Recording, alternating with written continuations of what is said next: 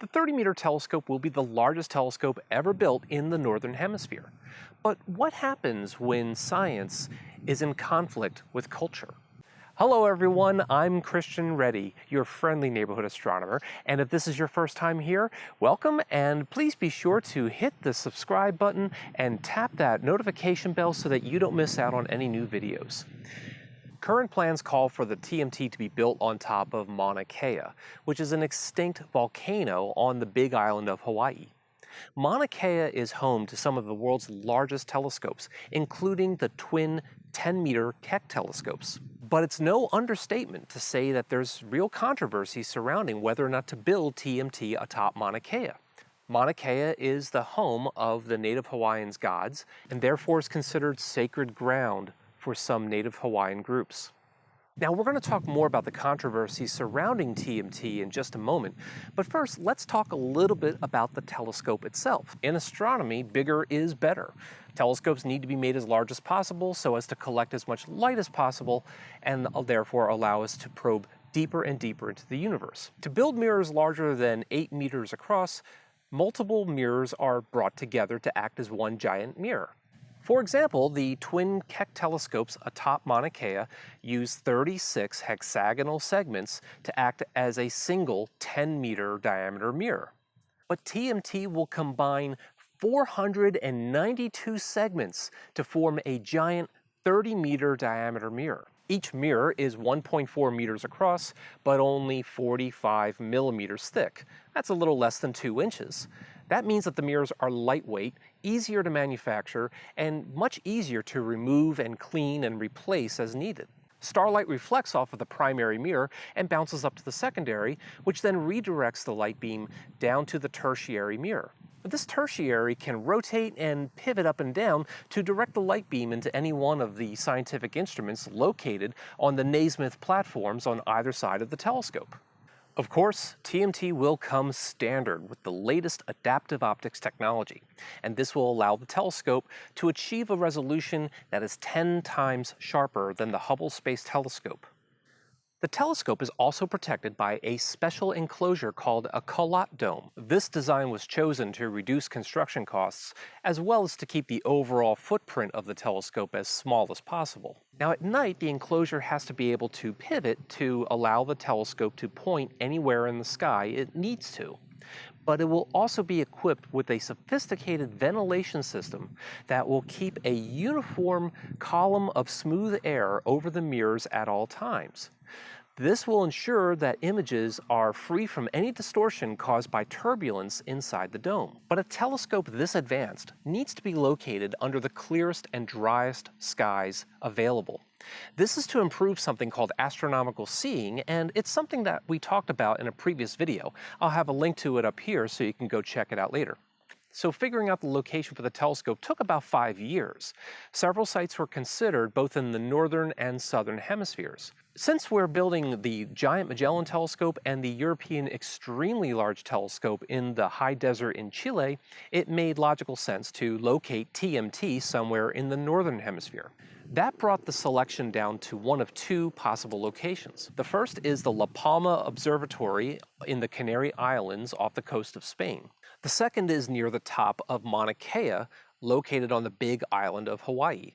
Now, Mauna Kea was selected over La Palma in the Canary Islands for several reasons, but the most important of them is the fact that Mauna Kea is higher and drier. Unfortunately, the placement of telescopes atop Mauna Kea has been a sore subject for some Native Hawaiian groups.